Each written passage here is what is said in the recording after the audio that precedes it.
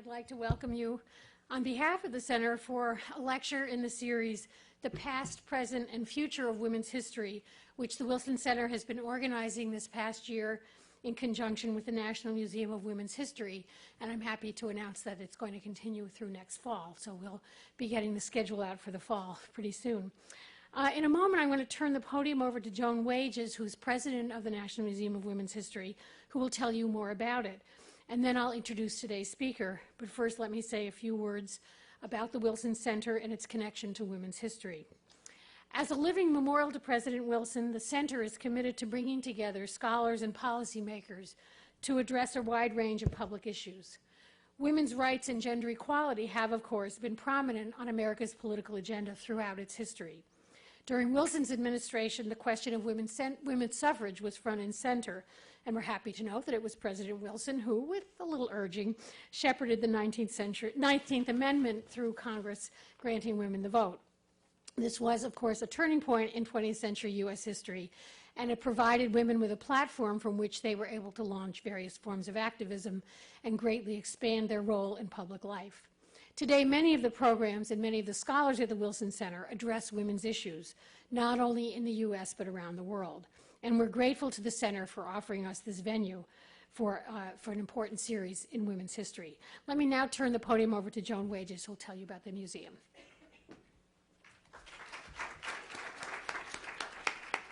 Thank you, Sonia. Today was a very interesting day in the history of the museum. I frequently go and speak to groups as far as telling them about the museum, and often starting with, why do we need a National Women's History Museum? So today I got to give that talk to a predominantly male audience for my first time. I was not tomatoed off the stage, so I guess we're doing pretty good. And but it's so important to be able to communicate to people why we need a National Women's History Museum. And it's probably obvious to many here, but women's history is still not in the history textbooks. Only 1 out of 10 figures is of a woman. In the national parks, less than 8% of the statues are of a woman leader. And if you go to our nation's capital right down the street, only 13 of the 214 statues is of a woman. So essentially, women have been left out of the telling of our national story, and that will be our role. And we've already started as telling the story on our website at NWHM.org, but also when we're out speaking. So I am personally looking forward to, and I know all of you are, is to hearing Dr. Brown, who is just one of the premier names in women's history, and hearing her talk about the role of women's history, and I'm looking for pointers as to how I can better tell the story. So thank you very much.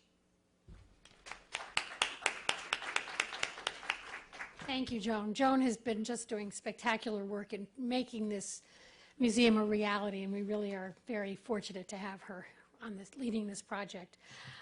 Before I introduce Kathleen Brown, let me just quickly tell you about the next event in this series, which will be about a month from today, April 18th, and it's going to be Professor Robin Lakoff from the University of California, Berkeley, and her topic is Language Makes History, the intersections of language, gender, and politics. Robin Lakoff is, as probably many of you know, a very important linguist. Her field is linguistics, but she's going to apply her understanding of linguistics to the field of history. So this will be a very interesting and an important lecture, so I hope you can all be here for that.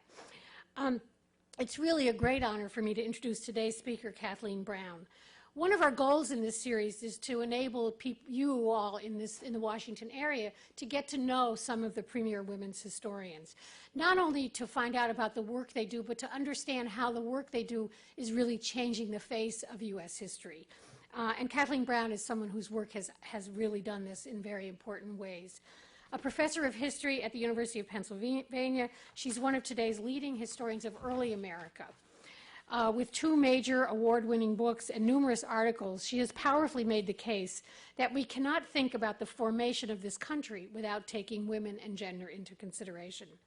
Kathleen Brown's first book, Good Wives, Nasty Wenches, and Anxious Patriarchs, Gender, Race, and Power in Colonial Virginia, was published by the University of North Carolina Press in 1996, and it won the Dunning Prize of the American Historical Association for the best book by a junior scholar.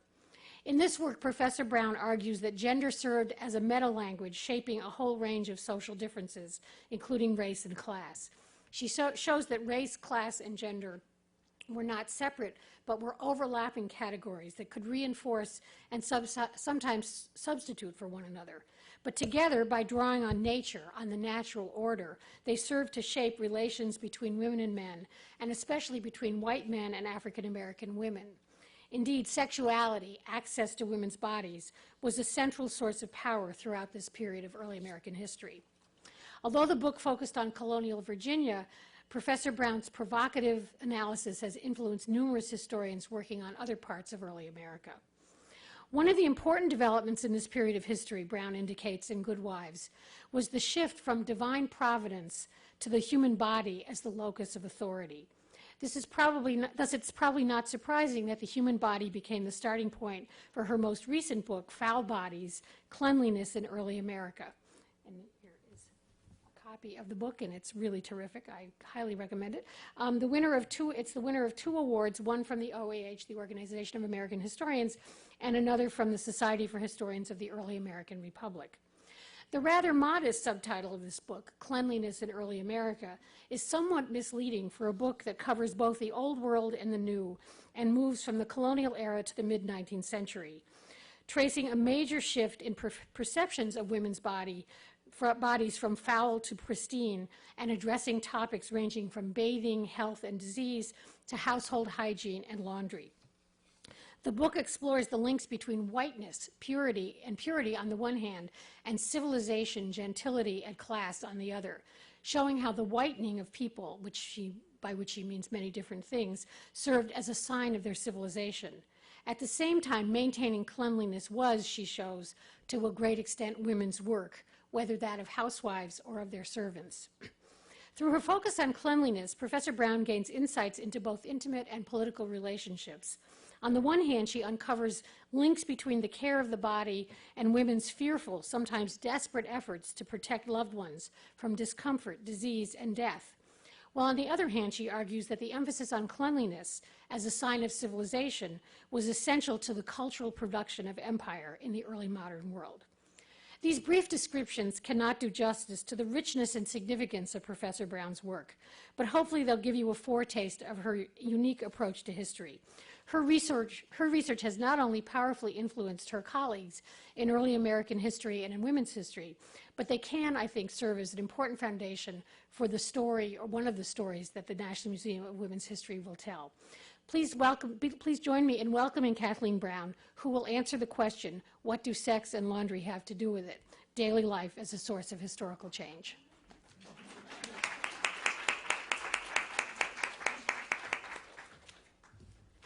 Thank you very much, Sonia, and I credit Sonia for the catchy title.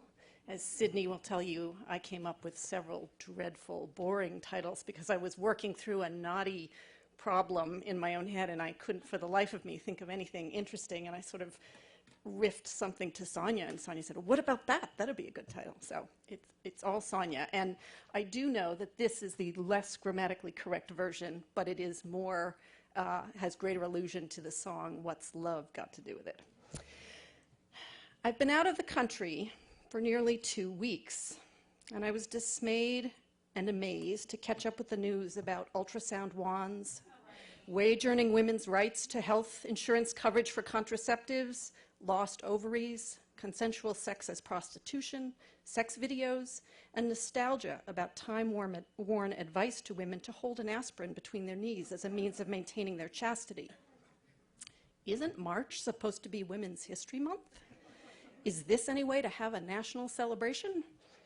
Being overseas, it's possible that I missed some of the nuances and thoughtful contemplation of these issues, but it seemed to me that few pundits wanted to be aware of the long history of struggle and controversy behind many of these issues. 4 decades of research and writing about women, gender, and sexuality have yielded mountains of books and articles, as well as new insights into the lives of women and men in the past and the way they experienced their gender and sexuality.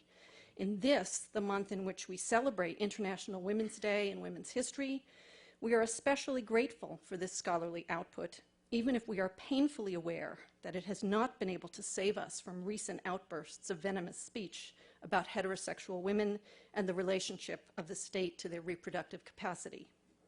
But setting aside that larger elusive goal for the time being, let's focus on putting our own house in order. Have these 4 decades of scholarship transformed the way historians and other students of history understand the processes and dynamics of historical change? If we cannot penetrate, and I use that word deliberately, the analytical apparatus of our fellow historians, how can we hope to have an impact on a larger public? Today I'm going to consider the first of these difficult questions. Difficult because we know what we want the answer to be, and yet we pose the question incessantly precisely because we can't come easily and honestly to that much desired answer. There are still so many signs that women's history has left the central models of imagining historical change unchanged.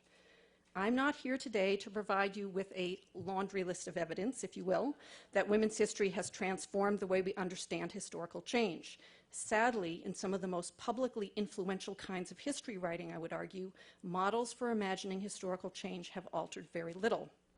To understand why this is the case, I'm going to try to come at the question a bit differently by examining how historians imagine the relationship between daily life centered in households, sometimes known as private or domestic life, and the portion of human action that takes place in public, political, or institutional settings, sometimes known as public life. The way historians frame the history they are writing, either as grand synthetic narrative or as more limited case study, has an enormous influence on how they imagine this relationship. To measure and compare these different ways of imagining public and private, I will subject them to what I think of as the sex and laundry test. That is, to see what, if any, role sex and laundry have in particular genres of analysis and how much dynamic power is assigned to them. Now, what do I mean by that exactly? The sex test is really one of accounting and accountability. That every reference by a historian to population growth or a demographic shift needs to be understood to be rooted in countless acts of heterosexual intercourse, pregnancy, childbirth, nursing, and child rearing, but also to be understood to be part of a wide spectrum of silent sexual activity of all kinds that never appear on the historian's radar. To take one amazing example, the fact that half of all residents of the British North American colonies were under the age of 16 at the time of the American Revolution is often mentioned in passing by historians without really subjecting it to the sex test. By laundry test, I'm making a shortcut reference to my own work on the history of the body. It was common practice in the 17th and 18th century English-speaking world to clean the body by changing undergarments, known as shirts, and bed linens, rather than by bathing. Laundry was thus connected to civility and health.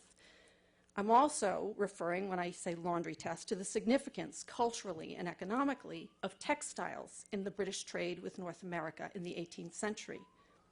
Finally, it is also important to recognize the gradual movement of laundry from being a hated chore performed by women who were itinerant and suspiciously sexually autonomous in 16th and 17th century England, to being a still hated but completely domesticated task by the 19th century in the United States. Let me begin by sharing my own effort to imagine this relationship.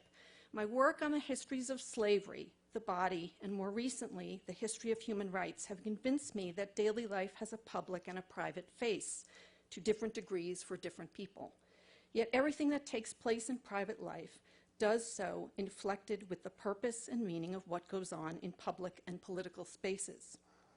We learn to groom our appearance, our manners, our personalities with the normative expectations of public life in mind. Likewise, everything that takes place in public life is the accumulation of actions by individuals who have made the transition from the backstage of private life to the center stage of their lives in public. Spectacle and shocking performances that deliberately confound this normative division, one thinks of talk show confrontations, people who purposefully engage in sex for public viewing without monetary remuneration, and the seemingly endless desire to share mundane details of so-called private life on social networks, have all become boundary-crossing genres in their own right and a bit ordinary as a result. That is all well and good, but analyzing this relationship between private and public and rooting a historical narrative in that analysis requires that we dig a bit deeper. My own interest in digging deeper comes from my recent efforts to participate with two other authors in writing a new American history textbook that recenters the American history narrative in a global context. It is this current task that inspires much of what I have to say today.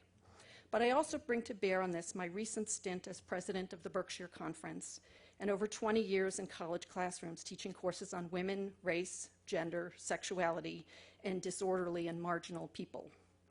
It might be well to make a confession. I spend a lot of time thinking about sex and laundry, alone, together, and in relation to each other. And that is just in real life. As a historian, I do much the same. Perhaps this makes me just like all other historians, or other middle-aged women, or other mothers, or other type A personalities. If I stand apart from this group, it's not for my belief that sex and laundry, among other activities that often occur in households, are suitable material for historical analysis. A host of distinguished scholars, both older and younger than myself, some of whom are here today, share that belief and have provided essential studies of clothing and fashion, motherhood, housework, birth control, and sexuality. Building on this foundation, what I want us to consider today are the possibilities of imagining all of these daily household activities as overlooked and poorly understood sources of historical change in their own right. What goes on in the household, in other words, most definitely does not stay in the household, but even when it seems to do so, it might still be the mainspring of historical change. So for our purposes today, I want to frame this discussion around three models for the relationship between public and private commonly found in historical writing. The first one is the public-driven model. The first model, in which private life plays a bit part, if any, appears in the grand narrative of textbooks and synthetic comparative and transnational studies. In these meta-narratives, the details of private life are of almost no importance to the analysis. The accounts themselves might include details about women, consumer habits, manliness, or population shifts, but these adorn rather than drive the narrative. Some of these narratives lack even the most rudimentary gesture towards including women, gender, or sexuality. There are several recent synthetic works in Atlantic history, which is one of the fields I consider my own, that fall into this category. Using my litmus test of sex and laundry, these meta-narratives focus on revolutions, nation-making, wars, markets, and empires, without any comment on how the reproduction of populations of historical actors through reproductive heterosexual intercourse, or their daily reproduction of their public selves through laundry, healthcare, and manners takes place. I am not an unsympathetic critic of this model. I am rapidly becoming acquainted with this mode of historical writing in my forays as a textbook co-author. Page limits and the need for coverage of canonical events and people creates the pressure to stick to the event-centered histories of public life and politics. In the second model, public and private are dynamically linked as if in a circuit that flows in both directions. People's private decisions create forces or pressures that have public outcomes, and major public events force transformations in people's daily lives. Drew Faust's Republic of Suffering and Jim Downs' forthcoming Sick from Freedom are good examples of this kind of historical writing in which the accumulation of individual responses to enormous changes provokes change in governing authorities and policy. Historians like Faust and Downs have been most successful capturing the dynamic flow in smaller case studies. It is more difficult to do this in textbooks or grand narratives. Usually, however, even in these smaller studies, we imagine the public leaving its imprint on the private more so than the other way around. When historians invoke Bourdieu's concept of habitus, for example, they often define it as society's imprint on the body and mind of the individual. For example, as capitalism reorganizes labor and capital, it shifts social relations, placing more emphasis on stimulating the body's constitution for participation in labor and markets, and allowing greater numbers of people entree into civil society and political life, which in turn produces concerns about overstimulation. In late 18th century Germany, in 19th century Russia, in the 19th century United States, fears of being overstimulated, of being too highly sexed, of being seduced by marketplaces of ideas and goods, and of the baneful health consequences of mixing across social divides, resulted in efforts to combat this overstimulation, with warnings about masturbation and new regimes for grooming and health care. More difficult for the historian is to show both the plasticity of bodies and minds so imprinted by society and their capacity still to make history on a grand scale, including the histories of war, nation, empire, and global commerce. The third model is an important exercise in historical imagination, even if in its most radical form it goes further than many of us find useful for our writing. And I should say, I haven't tried it in my writing, really. I gave it a little bit of a shot in the last book, but I'm not going to go out on a limb and say, I've done it, so everybody else should do it. But I actually think it's very valuable to think about it. It would imagine historical change as a constant process of emergence, rather than of direction or action that can be captured with narrative clarity.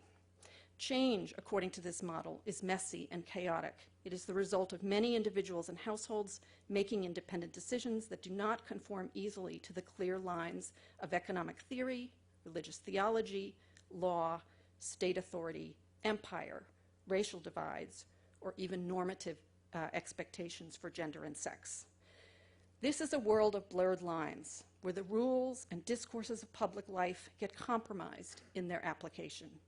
It is a world in which women especially, but also gay and transgender people, people of color, and some men live without the luxury of the clear lines laid out by public authorities and in public debate. This is a world of smudged lines, or as Anna Clark has put it in her survey of centuries of European sexuality, twilight moments. One has only to think about the panel of religious experts recently convened to discuss the relationship between government policy and religious belief to be painfully aware that only some people have been privileged to live life in the seamless world of clear lines, where there is no inherent misfit between one's identity, desires, and needs, and the formal rules of law, religion, human rights, and healthcare. In its most radical incarnation, this third model is nihilistic about the need for a public or political payoff to a history of domestic life. It would assert that there is some value simply in inverting our assumed analytical priorities and narrating, to take one example, the changing circumstances of women's role in the shift from the coercive, state-sponsored regime of punishment as public spectacle, in other words, off with their heads, to the bourgeois family as a place where people are inculcated with normative values about sex, race, the body, manners, and appearance. Are we even able to depart from our implicit physics-based models of historical change in which, despite all our sophistication, we revert to imagining central dynamic nodes producing radiating circular waves of change, much like the ripples produced when one drops a stone in the water? How can we even imagine a world in which the rippling waves might all begin in some messy outer ring and ripple in toward the center? Even worse, if we can imagine historical change as an emergent process of multiple, dispersed, independent actions, is it possible to write about it in a coherent way? Having taken this dive into the metaphysics of imagining historical change and writing historical narratives, I want to spend the rest of my time speaking in more concrete terms about some specific cases in which reimagining historical causes and consequences to give more agency to households and domestic life changes our understanding of the past. My examples come from 3 episodes in Atlantic history, a process known as creolization in the Americas, the role of the household in Britain's empire in North America, and this third one will be optional depending on my time, the transatlantic abolition movement, the first campaign for human rights. Creolization is a term that historians use in many different ways. Yet in all its meanings, the specificity of women's roles as biological and cultural reproducers is occluded. Until recently, the rise of Creole populations, meaning the reproduction of European or African populations in the Americas, was sometimes referred to as natural increase.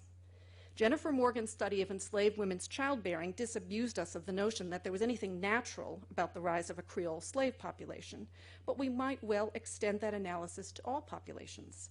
As Angus McLaren's stunning study of reproductive ritual showed long ago, there's nothing natural about reproduction for anyone, especially not for the enslaved.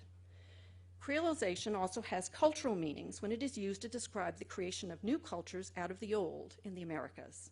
Historians frequently use this term to describe Euro-Americans or African Americans moving culturally as well as geographically from their old worlds, often with a partial acknowledgement of the influence of Native Americans on the new cultural formations. It might be just as useful to describe Native Americans as Creoles in their efforts to adapt to the presence of Europeans. Native Americans who met Europeans halfway as military allies, diplomatic interlocutors, as partners in trade, as people who began to share an aesthetic of shirts and stockings and jackets. All of this suggests that the middle ground, which is a term used by a very well-known, very brilliant historian of Native America, might well be simply the concurrent and codependent rise of European and Indian Creole cultures. When creolization is referred to as a force or condition of historical change, a source of political conflict with old Europe, as a new generation of native-born people of English descent arises in the Americas, or the new tactics adopted by slaves for dealing with or resisting slavery, that is to say, native-born enslaved people who have certain advantages over their forebears who were forcibly transported from Africa. When creolization is then invoked as part of the narrative of historical change, the gender and sex usually disappear, along with significant portions of the cultural context. Let's take the case of interracial relationships.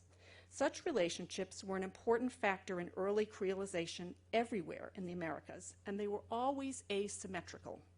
Many more indigenous women partnered with or succumbed to colonizing European men than the other way around. Women's quite specific roles as carriers of culture as well as of children gets lost when we use creolization unmoored from the particular gender asymmetry in which it occurred. Anne Hyde's new book, Empires, Nations, and Families, and Bethel Saylor's forthcoming book are good antidotes to this generic rather than gender and sex-specific use of creolization. Both books feature complicated multi-ethnic and racial families helping to create regional cultures in their efforts to sustain their own households. Adopting this more mindful use of creolization, in which it is a strategy as well as a process, we can begin to see racial conflicts in other historical epochs in a different light. The post-Reconstruction backlash against interracial sex and marriage in the American South, so beautifully analyzed by Peggy Pascoe, might appear as resistance to new manifestations of creolization between populations of white people and former slaves and immigrants. Transnationally and comparatively, we might see Ann Stoller's studies of the intimate relations of empire as arising out of the consequences and efforts to stem the tide of creolization in colonized places. Seen in this light, creolization is less a natural consequence of peoples in contact through colonization, but a particular reaction to how they loved or coerced people into sex, how they organized domestic labor to meet standards of civilized dress and appearance, care for the ill, what language they spoke, and how these reactions left an imprint on a new generation of children, usually the progeny of indigenous women. It thus becomes a source of historical change rather than simply a neutral event or a byproduct of other events. Britain's presence in North America as a settler society began a unique imperial trajectory. From the start, most of its mainland colonies were imagined to be permanent settlements of Anglo households rather than trade outposts or plantation societies run by absentee landlords. The pattern laid by settlement was striking, both for Britain's ability to dominate North America and fend off its imperial rivals, first the Dutch, then the Spanish and the French, and for the North American colonies eventually to muster an independence movement. Neither the British trade outposts under the authority of the Hudson Bay Company, one of the few North American examples of sustained British engagement with indigenous women and production of Métis children, nor the British plantation islands of the Caribbean would follow their North American colonist counterparts down the revolutionary path. More so than their French, Dutch, Spanish, or Portuguese counterparts, the British were really good at establishing households. And once they got past the wars with indigenous peoples, the malaria and the fever and ague, really good at reproducing prolifically. They also welcomed family migrations of European religious dissidents into the British colonies, at least at first. By 1751, when Benjamin Franklin wrote his essay on the expanding Anglo-American population, the residents of the British mainland colonies were reproducing at an unprecedented rate and consuming British goods nearly as indulgently. By the time of the American Revolution, 50% of colonial North American residents were under the age of 16. The reproducing Anglo-American household appeared relentless to Native Americans, who discovered to their horror that it could not be bounded by colonial law, imperial treaty, or even the threat of terror. Anglo-American households expanded relentlessly west beyond negotiated treaty lines, where they gave formerly Indian-dominated areas a new emergent character manifested in the rough justice of local householders. Often in ways that seemed to fly in the face of imperial authorities seeking to contain the violence that disrupted trade and cost too much to put down, Anglo-American householders followed their own desires for more land and resources. This was especially true in regions that became overhunted for furs and began to shift over to agriculture, marked by the arrival of homesteaders and their families determined to impose their possession of the land. For 2 centuries, Europeans shifted alliances with each other and with Native Americans in an effort to control the flow of goods across the ocean and into the hands of Native and European settler consumers. In the 17th century, the Dutch fought with the Spanish, Portuguese, and English for a place in the Atlantic commercial world that was increasingly organized along imperial and mercantile lines. By the early 18th century, Britain, France, and Spain were the main combatants, competing to woo Native American allies, quash incipient slave rebellions, and curtail the spread of their rivals into Indian country, the vast lands west of what is now Pittsburgh, Pennsylvania. Britain's advantage in this rivalry was twofold. They offered their native allies a greater range of affordable and desirable trade goods, and they vastly outnumbered both native peoples and their European enemies on the North American continent. Indeed, the efficient reproduction and geographic spread of the Anglo-American household from the East Coast west toward the Mississippi Valley may have been the most important weapon in the British imperial arsenal. Even after the British defeated the French in 1763 and seized control of key North American trading posts and waterways, North America continued to be a site of imperial rivalry as the Spanish and the French tried to maintain footholds in the region they still aspired to control. This process continued to play out after American victory over Britain in the Revolutionary War and its establishment as an independent nation. In addition to the British presence, Spain and France remained a threat to the sovereignty of the new nation. Spain still controlled a vast area in Florida that extended west through present-day Georgia and Louisiana to their Mexican territories. The French still held the all-important port city of New Orleans, gateway to the Mississippi River, and the lands around the Gulf of Mexico. Offers of assistance from the French, British, and Spanish kept alive Indian hopes of pushing back white American frontier dwellers. Indian leaders like the Creek chief Alexander McGillivray son of a Scotsman and a French Creek woman, attempted again to form alliances among Creeks and Muskogee Indians that might protect Indian territory in present-day western Florida, Georgia, and Alabama from American incursions. Although the repeated betrayals of treaty promises and the haughty manner of the Americans drove Indians into the arms of the Europeans, the most grating fact for Indians was continued encroachments by white settlers. These householders, who staked out land and established households without regard for the formal legal restraints on their westward migration, were also the greatest reason for U.S. expansion.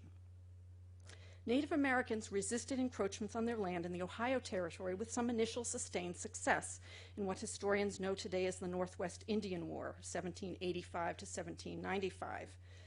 Bitter complaints by frontier dwellers about their vulnerability to Indian predations and demands for protection led the U.S. Army to attempt two unsuccessful reprisals in 1790 and 1791. The third effort, at the Battle of Fallen Timbers in August 1794, succeeded. Under the Treaty of Greenville in 1795, the U.S. gained new territory in what is now Ohio and Indiana and temporarily drove the British out of their forts. White American settlers eagerly pushed west into these new lands, thus beginning anew the cycle of Indian-white skirmishes over land and resources. Daniel Boone and his wife Rebecca Bryan Boone were just two of the thousands of white householders whose movements west generated new pressures on tense relations with neighboring Indians.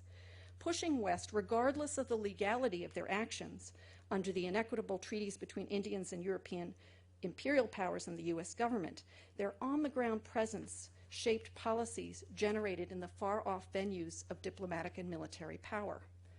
Boone, raised a Quaker, grew up in rural North Carolina, where he met the Quaker Bryan family. After his marriage to Rebecca, Boone would set off on his own for months to hunt deer and beaver deep in Indian territory.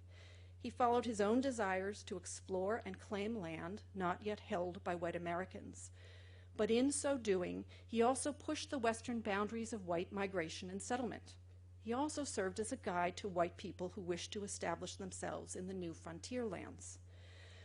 But as much as Daniel Boone's role as the intrepid deerskin-clad hunter, explorer, Indian fighter, and guide have been celebrated in literature and song, it was probably his wife's efforts in setting up 4 successive frontier households in North Carolina, Kentucky, Virginia, and finally in Spanish Upper Louisiana, later Missouri, and bearing 10 children. That was a more crucial factor in holding onto U.S. territory and undermining the power of both Indians and European empires. The combination of land speculation and settlement that the Boones together represented resulted in new territories quickly becoming new states: Kentucky in 1792, Tennessee in 1796, and Ohio in 1803. The demand for Virginia's slaves in Louisiana was also a consequence of imperial jockeying and new streams of white American migration to the area, which, unlike the Indiana Territory and the Ohio River Valley, was open to slaveholding. And this, just because I'm actually a little bored with this narrative, I'm fine on time, so don't get worried about that, but I just want to skip to the punchline here. Basically, the Louisiana Territory changed hands several times, and it goes back to France, to Napoleon, who hopes that with Louisiana he might have a chance to regain Canada and extend his reach across North America. He also saw the control of the Mississippi and the port of New Orleans as crucial for supplying Saint-Domingue, which was not yet Haiti, which was still in French hands. There was a treaty which returned Louisiana to France for the first time. And then was followed by another treaty in which Spain transferred western Florida to the U.S., gave Americans access to the Mississippi River, and reopened immigration to Americans. So the punchline that I'm dying to get to here is that Spain had tried during the 1760s several efforts to secure the upper Louisiana Territory. First, they tried to transplant Catholic Acadian refugees who had been basically ethnically cleansed out of Nova Scotia by the British. but they couldn't get enough of them, and they couldn't really make them stick. Then they tried making deals with Shawnee and Delaware Indian refugees who had been displaced by that very set of wars in the Ohio River Valley that resulted in the Treaty of Greenville. Again, they didn't end up with the kind of household settlement that really enabled them to secure the area. So their next move is the one that still blows my mind. They actually made an offer to Americans, disgruntled Americans, who felt that the government wasn't doing enough to secure their land titles, and hoped that they could pry them away from their newly formed national loyalties and get them to move and settle permanently in family households in the upper Louisiana territory as residents of the Spanish Empire. And Spanish Governor Trudeau specifically mentioned the value to the Spanish colony of an ample supply of American families. And in doing so, he acknowledged really the argument I'm trying to make here, which is it's these family households that really do the work of empire, even though they're doing their own work. The most amazing thing to me is that among the families who took the Spanish up on their offer is none other than Daniel Boone and two of his sons. Boone took the Spanish offer in an effort to recoup debts incurred from failed efforts to claim title to his own land and to act as agent for other Western migrants. In other words, he was involved in some speculations which didn't pay off either for himself or the people he was sort of leading down the primrose path. He and his family relocated to Femme Osage on the Spanish western side of the Mississippi in the upper Louisiana colony that would ultimately become Missouri.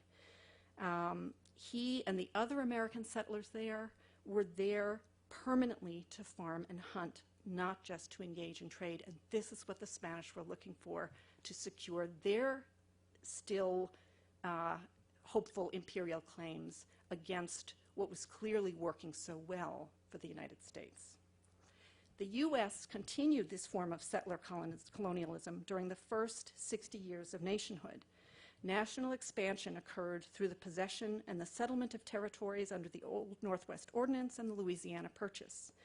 The often unsanctioned presence of white householders had everything to do with why imperial and the national forces eventually triumphed over native peoples, and why the United States eventually took possession of the entire midsection of the North American continent. Oh, went the wrong way. Okay, so we do have time for my third example. This actually comes from work I'm doing right now on thinking about transatlantic abolition as the first campaign for human rights. Is it sort of flickering there? Oh, hold on, I moved it, that's why.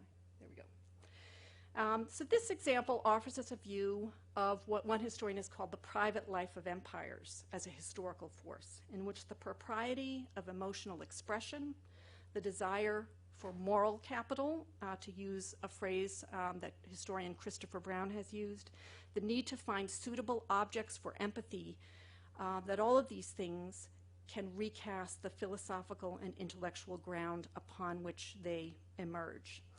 So I want to start by just talking a little bit about two Enlightenment figures who we don't often think of together, but we should, because she was the first reviewer of his narrative, Mary Wollstonecraft and Olaudah Equiano. Wollstonecraft we know as the author of two important treatises on human rights, the first on the rights of man, the second on the rights of woman. Before she wrote the treatise on the rights of women, the vindication of the rights of women, she reviewed a narrative written by a fellow who went by the pen name Olaudah Equiano. His real name appears to have been Gustavus Vasa. And there is still some pretty lively debate about whether he was an African-born enslaved person, as he claimed in his memoir, or whether he was really kind of a clever Benjamin Franklin-esque self-inventor who was born in South Carolina, perhaps in slavery, and then seized his main chance to write a narrative of his life and the Middle Passage and all of his adventures in the Atlantic. In any case, I start with them because in both cases they drew very much on Enlightenment traditions, but they both had a very interesting impulse, especially when we look at what comes later.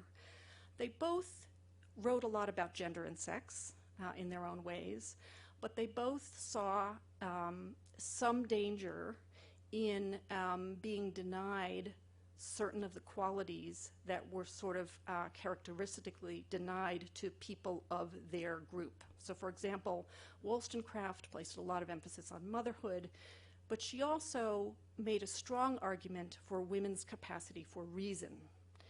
And even though she had read Equiano's narrative, which was an abolitionist tract denouncing slavery in the form of an autobiographical account of the horrors of his own experience, even though she'd read it, and she'd read about accounts of the suffering of female slaves in the Atlantic, her own vindication of the rights of women had almost nothing to say about female slaves in the Americas, about African women enslaved. She did write about slaves. She wrote about the slaves of Eastern harems. That's her model for slavery. That's who she was most concerned about. And there are interesting reasons why. One of them has to do with the fact that her real fear about being a woman was of being, or of women, for women generally, the fate of women generally, was of being too gendered, like the women of the harem, too secluded, too overly feminized, and rendered useless and ornamental. And so those were the foils for her, much as the aristocratic women of England were the foils for her account in Vindication of the Rights of Women. The group of women who would arguably have made the sort of greatest poster child for women wronged would have been these women in slavery around the Atlantic. She had almost nothing to say about them. When she reviewed Equiano's piece, she did make note of what he had to say about those enslaved women. So she knew about them, but strategically she didn't write about them in the Vindication. So her fear is of women either because they want to imitate aristocratic ladies or because they're going to end up being imprisoned in a harem-like existence as ornaments, are at risk of being too gendered. Now, Equiano, for his part, is dealing with the caricature of enslaved men as brutish primitives with no feeling at all. So he, in his narrative, goes out of his way to make note of the fact when a loud noise makes him feel faint, to really highlight the fact that he is a man full of feeling, of the most refined feeling.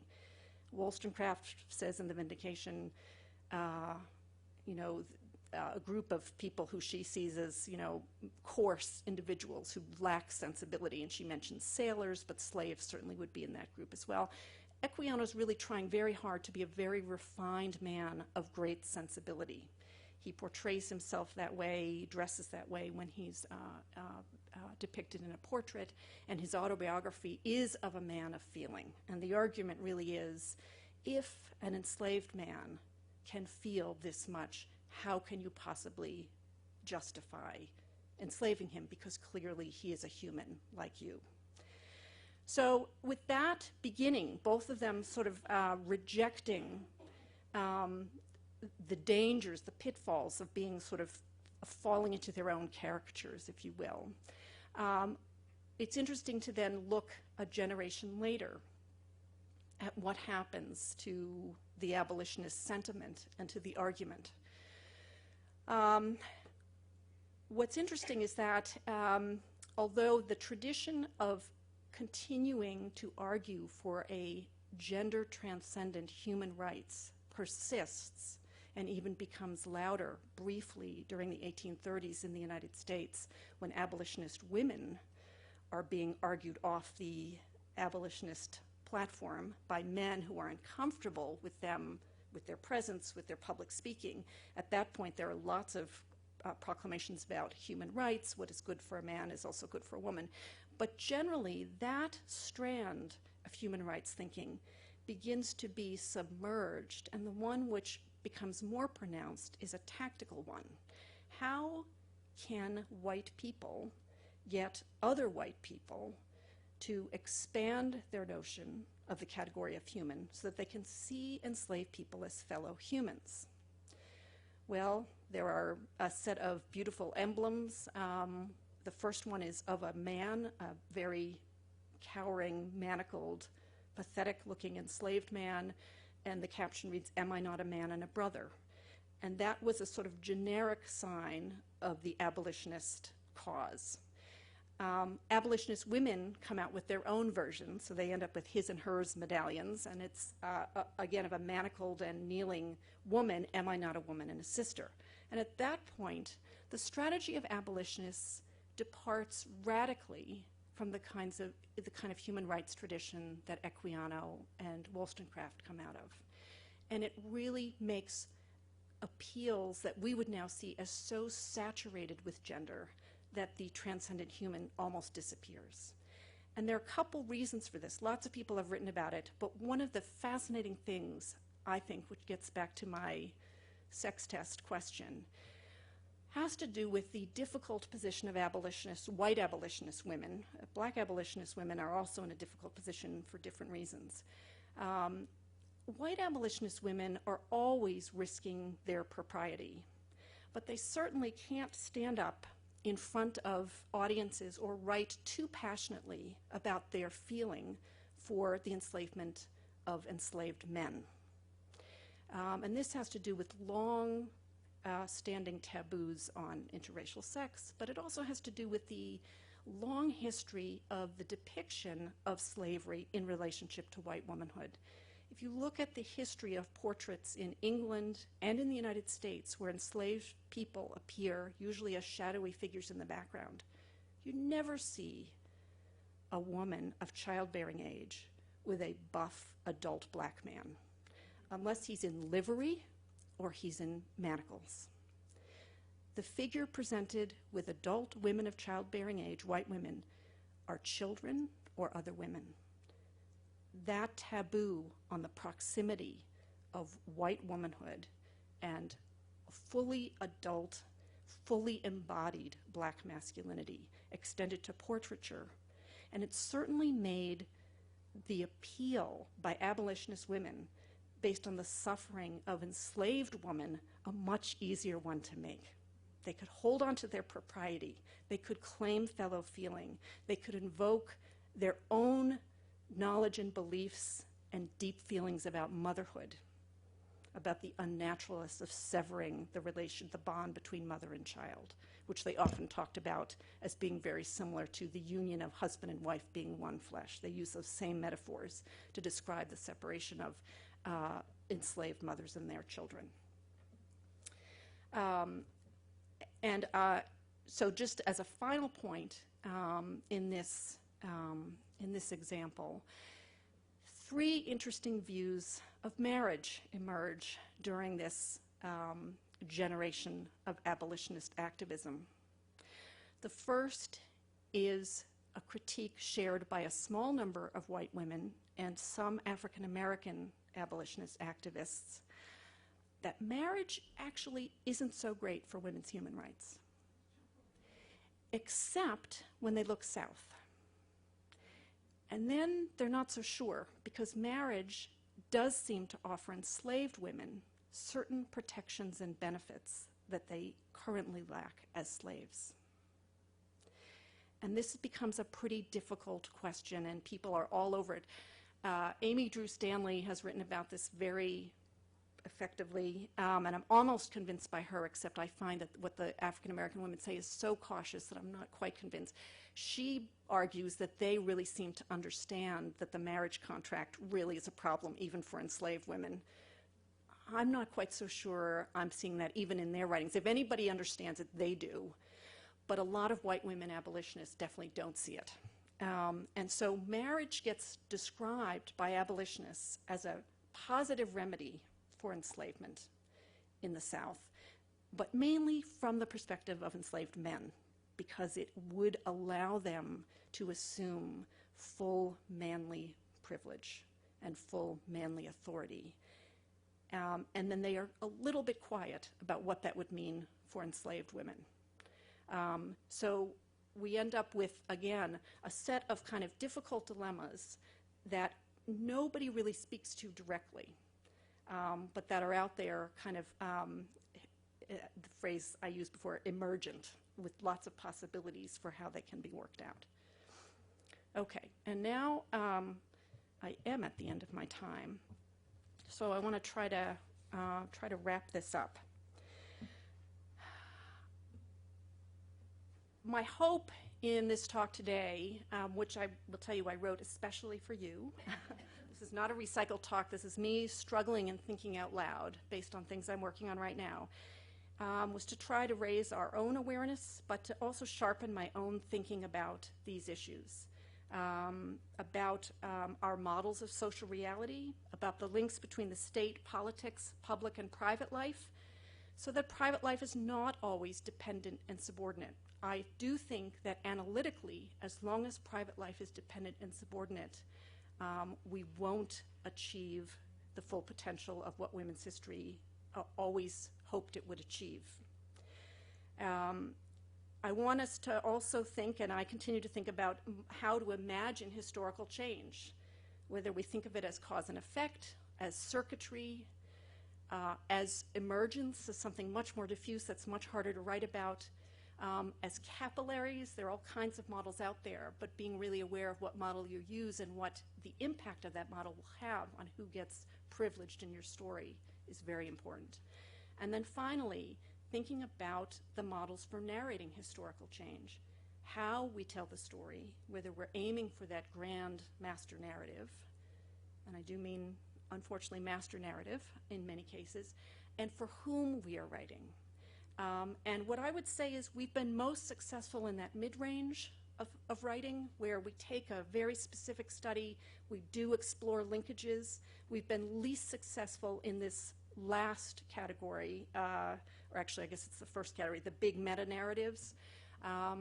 That's where what Joan was saying about, the textbook statistics are still quite depressing, but I would say even worse than that. Women, people of color, and certainly anybody who's not a heterosexual are token adornments, even when they appear in those texts. They are not drivers of the narrative. So what I'm suggesting is something that requires a much deeper rethinking. It's likely to drive me crazy as I try to work on this textbook I'm working at. I know I'm going to drive my fellow authors crazy. I'm kind of looking forward to that part. But there's a big issue here, and it's not a simple one of adding a few more women, because that's not going to change the narrative. That's actually not going to change the mechanisms that explain how historical change happens. And I'm happy to take your questions on any or all of this. Thank you very much.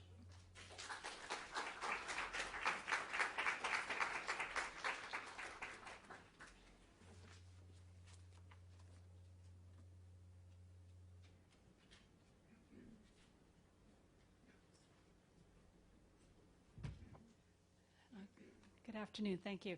I want to tell a quick story. My name is Leanne Irwin, and I'm here by myself. The Women's Encampment for a Future of Peace and Justice in upstate New York, which was opposing military weapons, nuclear weapons, we found out that the Women's Rights Convention in Seneca Falls, we knew about that, and we went to find the plaque, and the plaque was covered up, and it was in a laundromat. So we had a little action, and we dressed up as cleaning ladies, and we cleaned the historical sign. Now there's a National Historic Park there, but I thought you would enjoy that story. I mean, I love it, but I hate it. And the second thing is, I don't know the name of the book, but I'm reading a book about this transatlantic abolitionist women's response to abolition, and I read that British women chose a boycott of sugar as a means to support, to oppose abolition.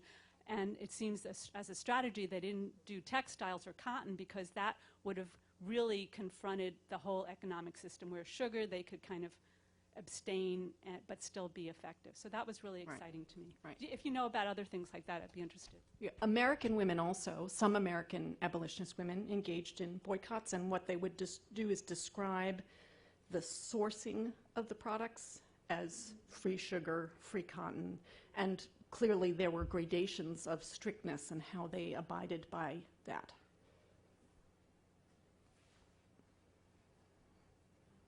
Yes. Hi, my name is Junior Bridge, and I'm here not as a representative of the agency I work for, but out of curiosity, from a historical perspective, how do you explain the slamming of women by the Republican presidential candidates? And more importantly, their supporters. Well, I suspect we could all put our brains together on that one and still not come up with a very good answer. And I would just say that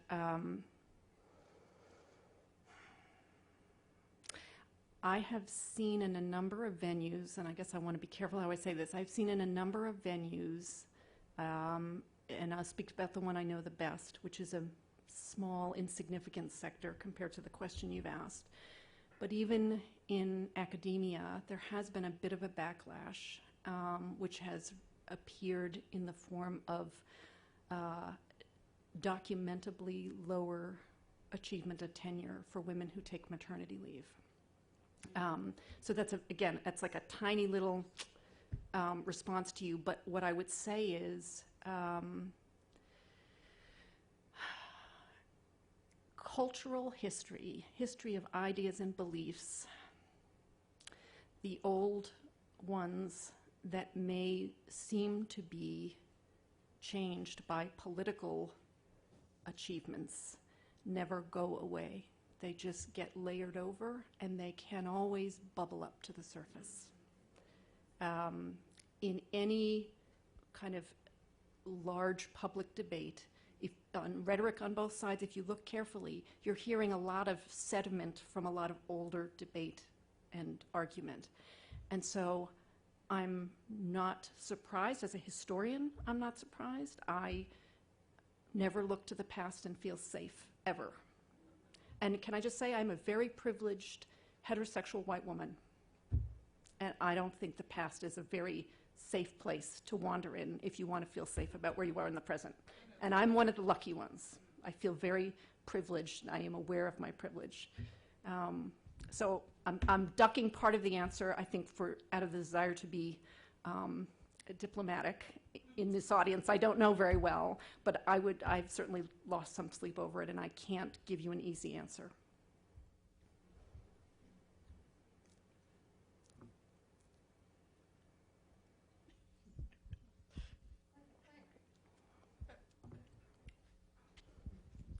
Sorry. Eric Arneson from the Woodrow Wilson Center and GW.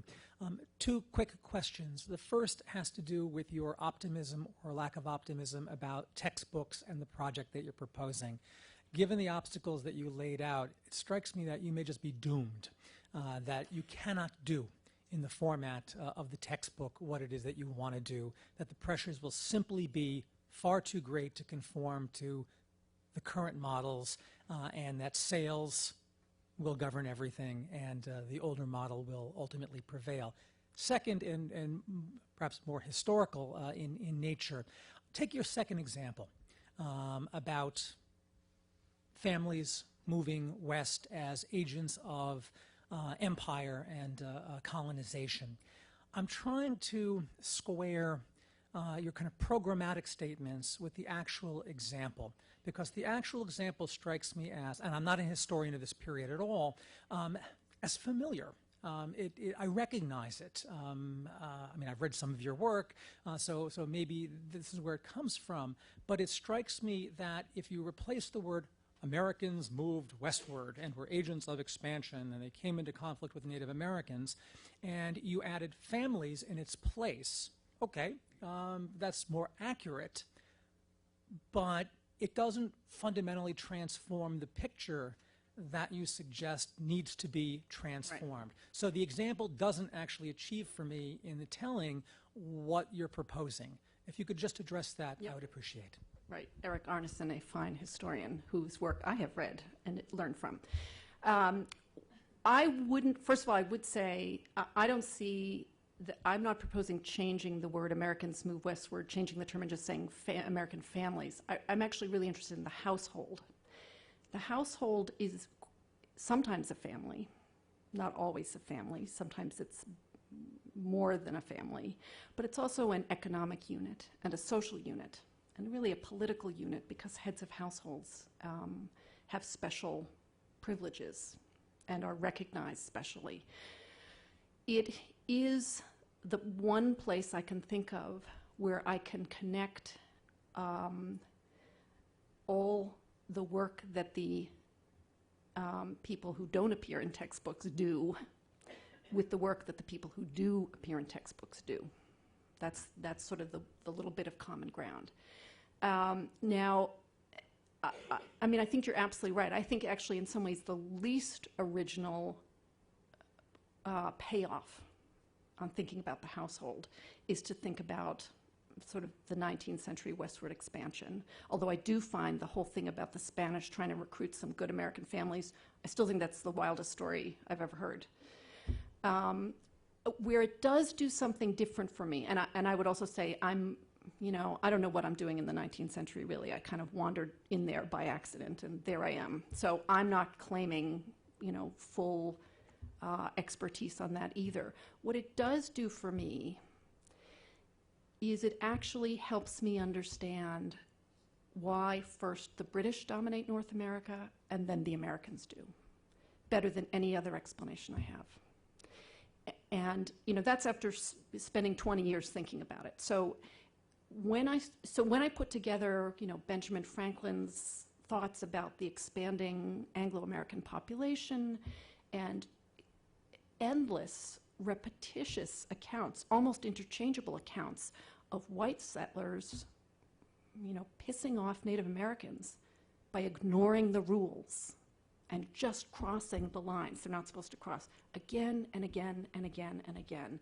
And what Native Americans are willing to do to try to push that back, it just begins to make a lot more sense to me. And it gives me a way of finding a historical perspective where I can look up to the big guys, the big decision makers, and I can look in to the seemingly behind the scenes work that produces all those people in those frontier settings.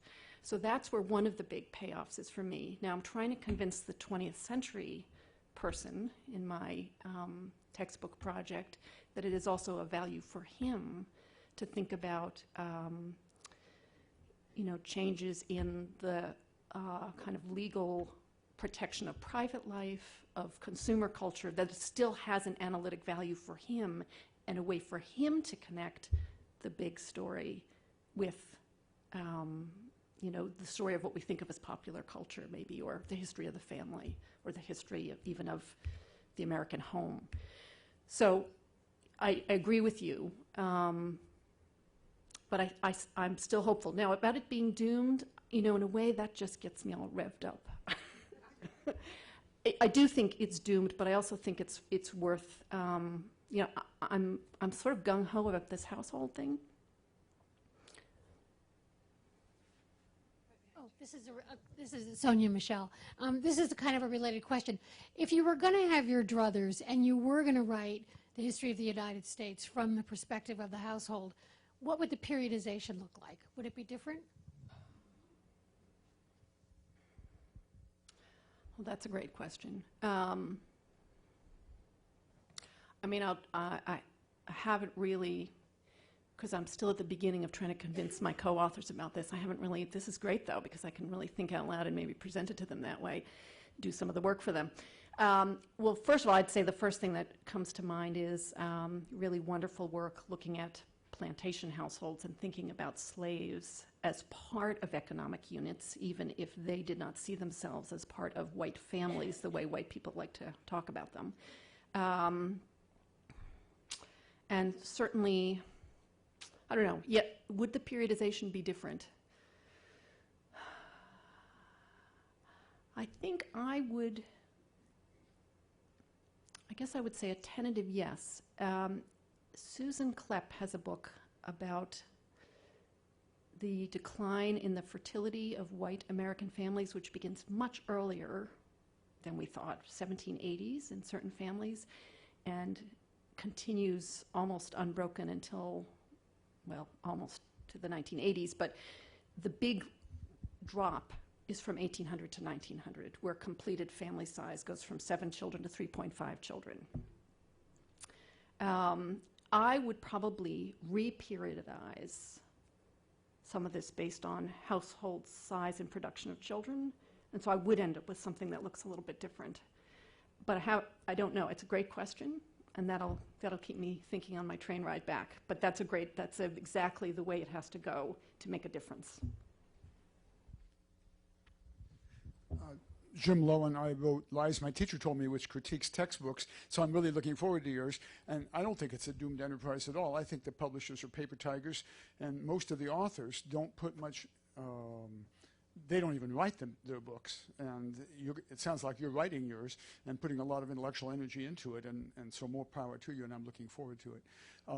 One other comment, the Mexicans did exactly the same thing a generation later, of course, in Texas, in terms of inviting in American households, and then they found the little rascals were American rather than Mexican, and this messed them up.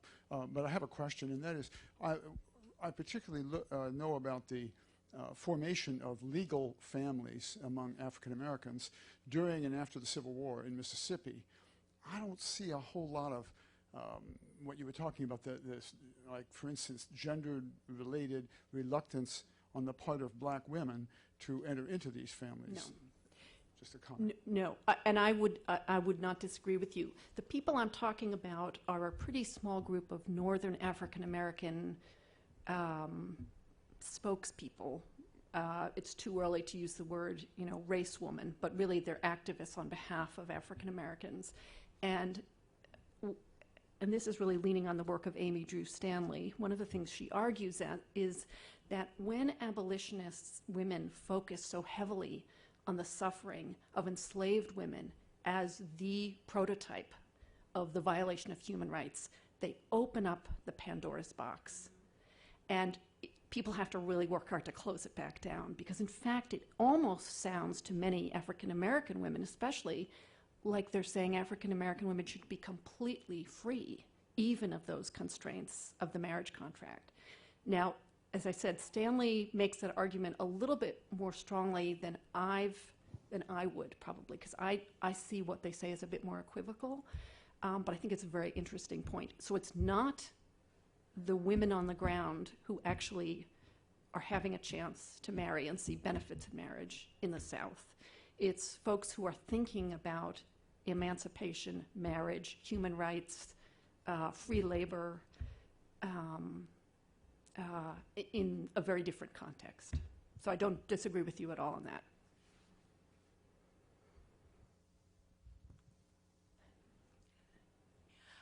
My name is Joan Domingo, and I have going back to your textbook again, what is the level of the textbook that you're working on?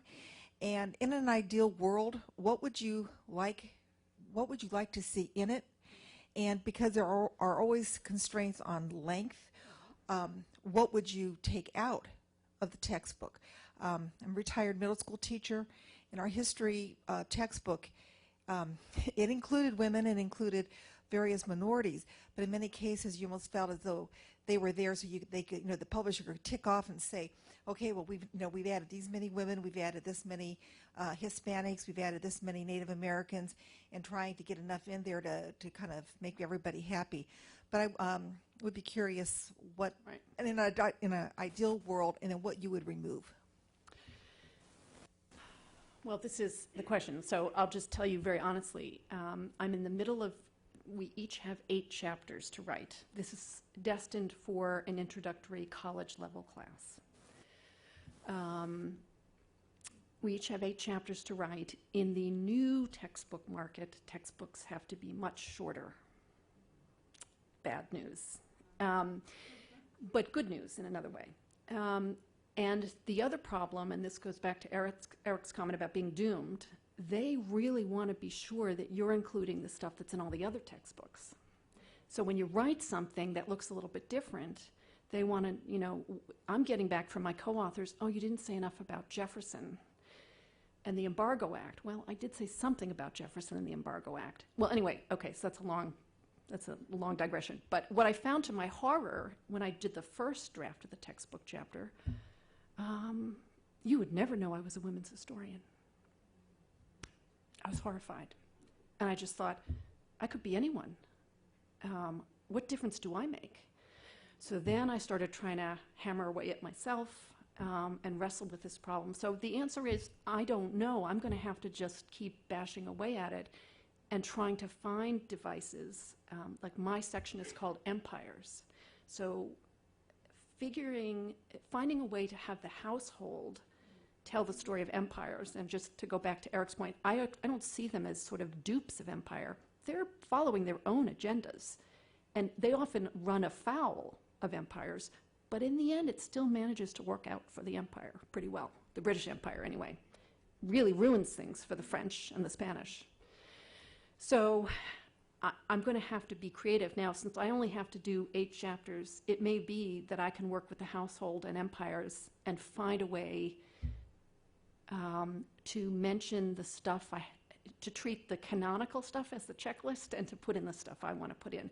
I'm not there yet. It's really hard. So when I was saying that stuff about these big narratives not including women, I'm not really trying to be a snide or glib critic because your book can get rejected if you don't put in the stuff that's considered the most important stuff.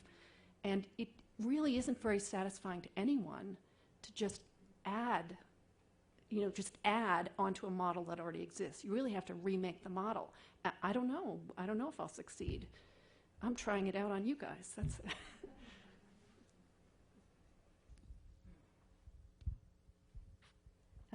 my name's Dorothy Wicker, and my background, I'm retired. My background is physics, and I was interested in that the models, third model that you have on how historical changes happen, and you mentioned the process of emergence, and you did mention moving away from a physics model, and the one that you described sounded to me like classical physics. And what I'm wondering is, are you looking at the links between this process of emergence, where change happens from multiple points, and chaos theory and quantum theory? Because I know that there's work going on in sociology and psychology writing. I think Margaret Wheatley is one that has done quite a bit there, that make that link, and I'm wondering if the link is being made in history books and history textbooks. I would say I have now seen people, actually the book that I've seen people refer to that I'm also leaning on a little bit is this book called Emergence, which is by Stephen, somebody who I'm not going to... It's got an interesting subtitle like What Ants, Plants, Villages, blah, blah, blah, can all teach us. And I think it does borrow from chaos theory. Okay.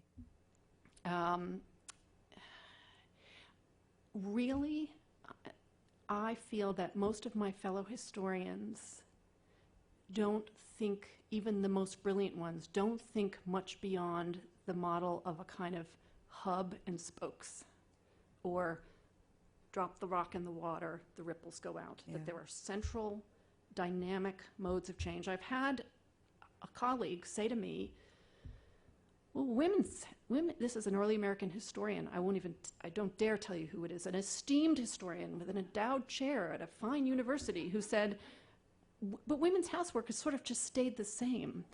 That basically women have just been doing the same thing. So that the notion is really that you have a choice between telling a really dynamic story where stuff happens and the kind of grim repetition of daily life. And so part of it is, that's physics again, I guess, sort of inert states and dynamic states. And there are huge problems with that, but it's also about, okay, if you only have 20 pages to tell a story about a huge epic of history, do you go with the changes that happen like that? Or do you tell about the changes that happen a little bit more glacially? What makes the better story? Yeah. So there's also an issue of pacing of change too. And again, I don't know if physics can help me with that. I'm certainly open to being helped wherever I can get the help. There's a lot of, you may want to look at, there's quite a bit out on the concept of the web of life and how it all ties together if you haven't looked at any of that. Well, I may tap you after this to get some citations from you. There were some hands over here too. I don't.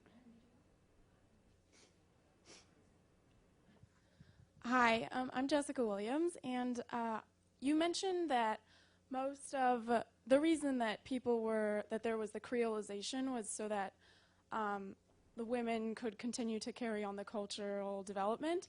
And given that the majority of current creolizing marriages involve white males and non-white females, but when it's a white male, it's a, wait, I'm sorry. You know what I mean, the reverse for the other way? I'm not sure, but keep going. Okay, I'm sorry. So a white male with a non-white female, and then a non-white male with a white female. Do you think that that will eventually lead to a divergence of, or a straying from the way that things have been currently going, where since women are responsible for kin work and social development? Does that? I don't know if this is an appropriate question since you're more of a historian and this is kind of a forward-looking thing. But. Yes. Well, let's see. I don't know if I even have anything very intelligent to say about that. I think I probably don't have anything intelligent to say. I would just say that I would not want to say that creolization occurred because women were engaged in cultural survival of some kind. I think people crossed ethnic, cultural, linguistic, and religious lines for all kinds of strategic reasons, and sometimes because they didn't have a choice. And the consequences, no matter whether it's by choice or not, usually, more often than not, the woman was indigenous. And that does have a huge effect on that subsequent generation's comfort level in both cultures. And they become a political force in almost every place they are. And certainly imperial powers all over the world in different times and places worry about them desperately because they don't know who they're going to be culturally.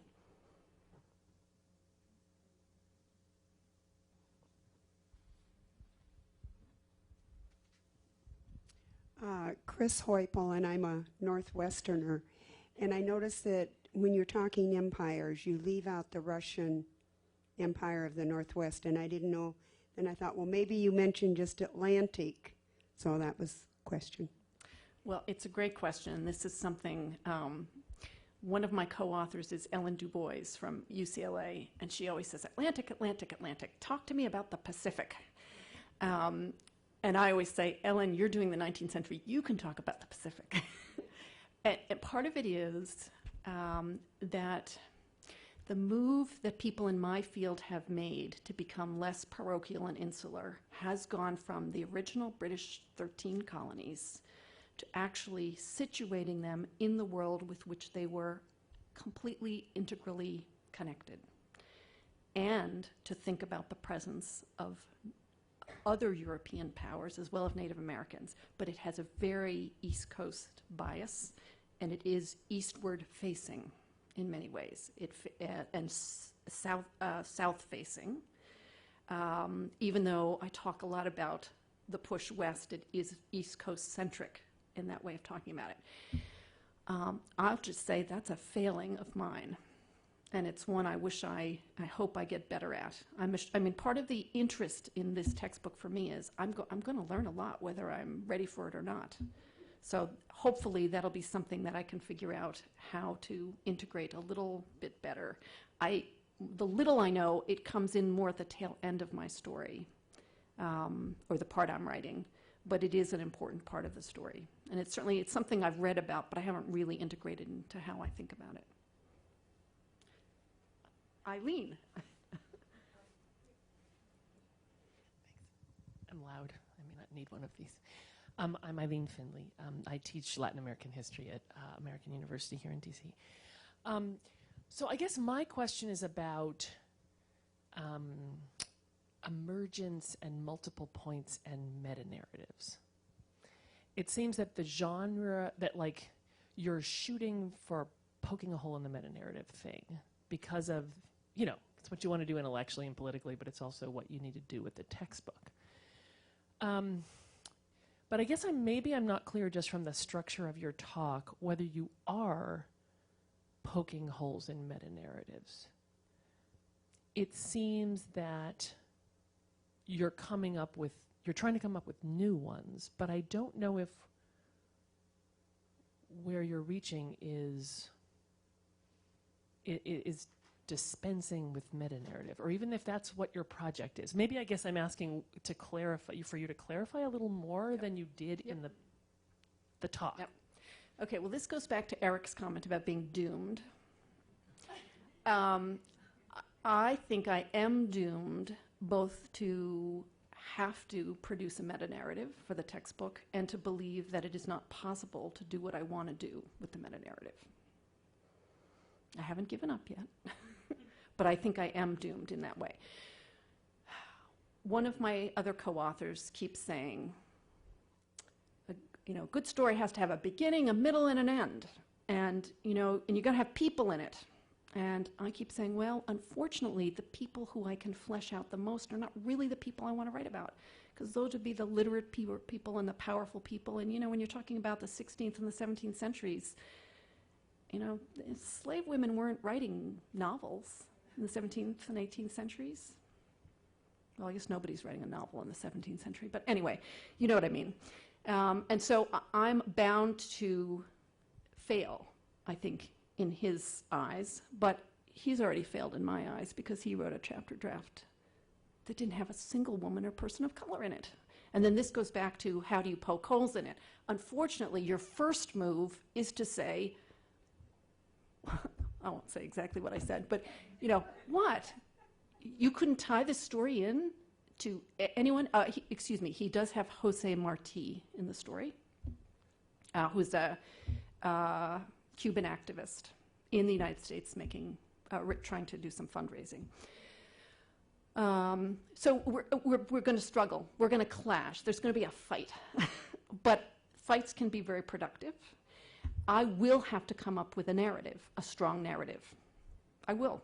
I'll have to. I'm, you know, staking my claim like the homesteaders I'm going to write about on the homestead, on the household. I think that might be the way I can pull it off. So that's what I'm going to try to do. But, see, in textbooks, you also have to convince your co-authors. You have to all try to sound alike. So I'm also trying to sell the household to them, too, for their parts of it. So we will have a big, strong narrative structure.